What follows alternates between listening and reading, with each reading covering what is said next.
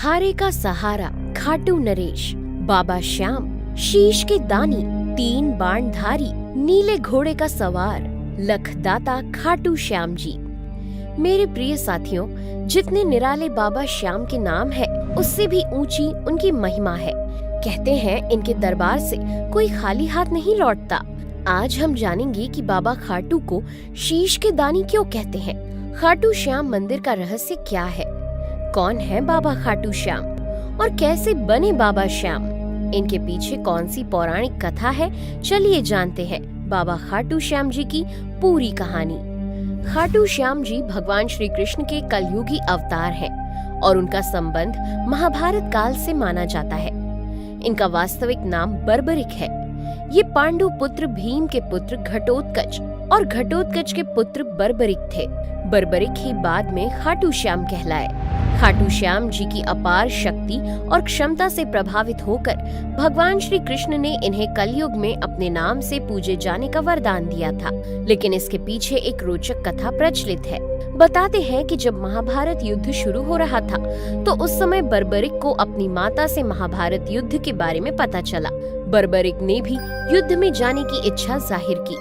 तब उनकी माता ने कहा कि युद्ध में जो भी पक्ष कमजोर होगा या जो हार रहा होगा, तुम उसकी तरफ से युद्ध लड़ना। माता की आज्ञा मिलने के बाद बर्बरिक अपने तेज नीले घोड़े पर सवार होकर युद्ध में भाग लेने के लिए चल दिए। बर्बरिक दुनिया के सर्वश्रेष्ठ धनुर्धर थे और इन्हें 3 बाणधारी भी कहा जाता है, क्योंकि उनके पास 3 दिव्य बाण थे जो कि अभेद थे। अर्थात ये बाण अपना लक्ष्य भेद कर वापस बर्बरिक के तरकश में लौट आते थे। बर्बरिक इन 3 बाणों की वजह से अजय योद्धा थे। इन तीनों बाण और बल शक्ति को प्राप्त करने के लिए बर्बरिक ने नवदुर्गा की घोर तपस्या कर माता को प्रसन्न किया और अतुलनीय बल का वरदान प्राप्त किया। साथ ही अग्निदेव को प्रसन्न करके ऐसा धनुष प्राप्त किया जो उन्हें तीनों लोक पर विजय दिला सकता था। अंत में कठोर तपस्या करके उन्होंने भगवान शिव को प्रसन्न किया और 3 अमोघ बाण प्राप्त किए। इसी कारण खाटू श्याम जी 3 बाणधारी के नाम से भी प्रसिद्ध हैं।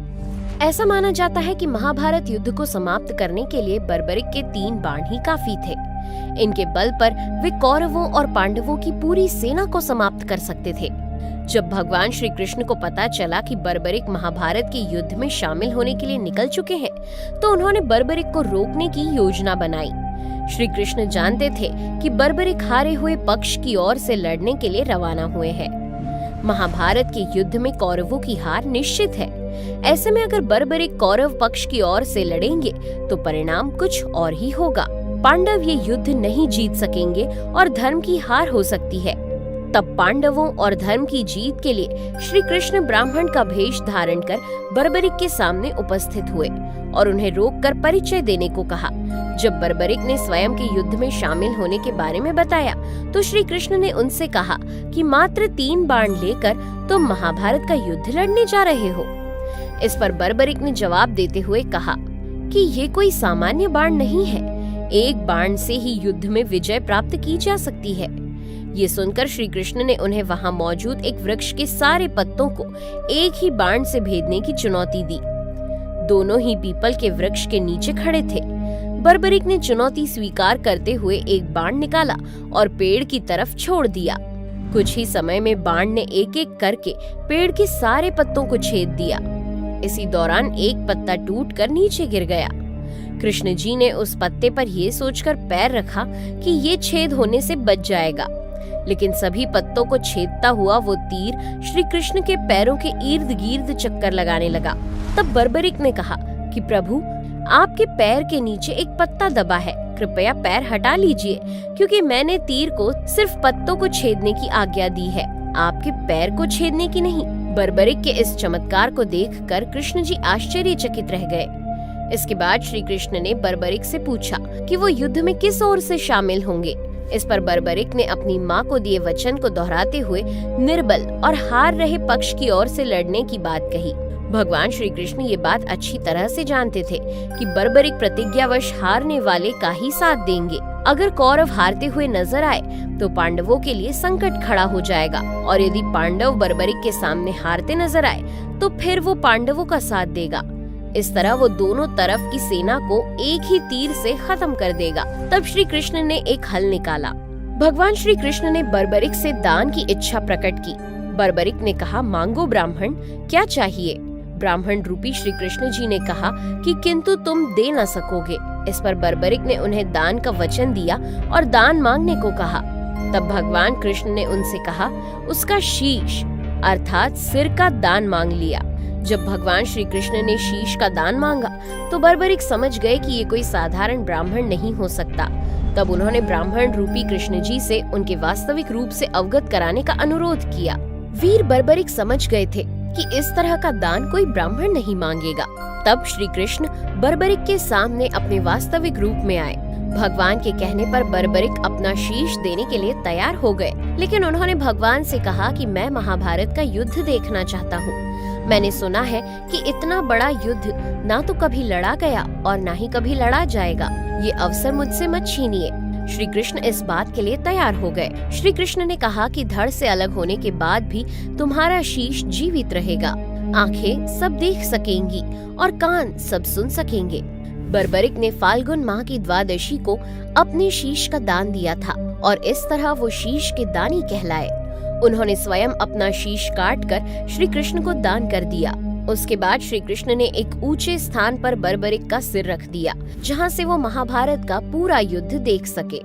बर्बरिक की दान वीरता से प्रसन्न होकर श्री कृष्ण ने बर्बरिक को अपना नाम श्याम वरदान के रूप में दिया और कहा कि कलयुग में तुम मेरे नाम से ही पूजे जाओगे और खास तौर पर हारे हुए भक्तों की मनोकामनाएं तुम्हारी पूजा से ही पूरी हो सकेंगी। खाटू गांव में शीश होने के कारण वे खाटू श्याम कहलाए।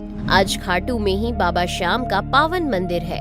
बताते हैं कि महाभारत युद्ध की समाप्ति के बाद पांडवों में इस बात पर विवाद छिड़ गया कि युद्ध में विजय का श्रेय किसे जाता है। तब श्री कृष्ण ने उनसे कहा कि बर्बरिक का शीश संपूर्ण युद्ध का साक्षी है, इसलिए उससे बेहतर निर्णायक भला कौन हो सकता है।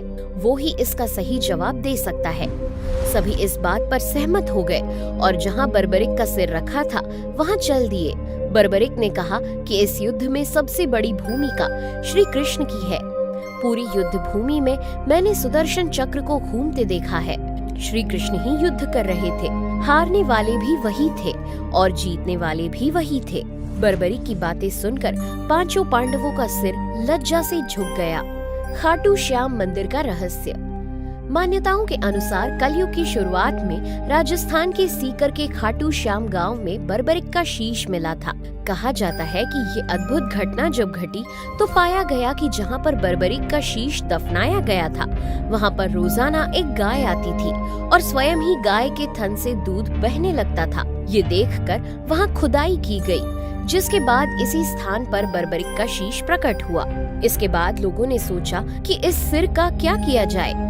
इसी के साथ लोगों ने काफी सोच विचार करके वो शीश एक पुजारी को सौंपने का फैसला किया। एक बार खाटू नगर के राजा को सपना आया, जिसमें उन्हें मंदिर निर्माण और वो शीश मंदिर में सुशोभित करने के लिए कहा गया। इसके बाद उस स्थान पर मंदिर का निर्माण करवाया गया और कार्तिक माह की एकादशी को शीश मंदिर में सुशोभित किया गया, जिसे बाबा श्याम के जन्मदिन के रूप में मनाया जाता है। खाटू श्याम मंदिर में बर्बरिक यानी श्याम बाबा का शीश सुशोभित करने के बाद से ही यहाँ भक्तों का आना शुरू हो गया।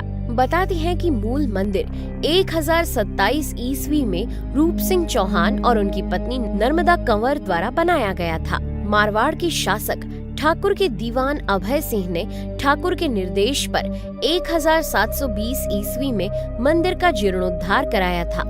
इस तरह मूर्ति को मंदिर के मुख्य गर्भगृह में स्थापित किया गया। मंदिर में बाबा श्याम की मूर्ति दुर्लभ पत्थर से बनी है। बता दें कि खाटू श्याम जी कई परिवारों के कुल देवता हैं।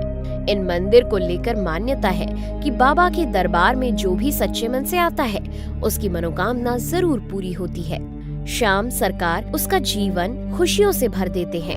यहाँ हर साल लाखों भक्त खाटू श्याम जी के दर्शन के लिए पधारते हैं। इस मंदिर को लेकर इतनी आस्था है कि कई श्रद्धालु तो पैदल ही मीलों का सफर तय करके खुद खाटू श्याम नरेश के दर्शन करने आते हैं। यहाँ हर साल बाबा श्याम का लक्खी मेले का आयोजन किया जाता है, जो प्रत्येक वर्ष फाल्गुन मास में ही लगता है। इस खास अवसर पर यहाँ भारी तादाद में श्याम प्रेमियों की भीड़ जमा होती है। श्याम कुंड का रहस्य। मंदिर के अलावा यहाँ एक रहस्यमयी जल कुंड भी है, जिसे श्री श्याम कुंड या श्याम सरोवर के नाम से जाना जाता है। श्याम कुंड एक गहरा और अंडाकार आकृति में बना हुआ जलाशय है। इसके जल को बड़ा पवित्र माना जाता है।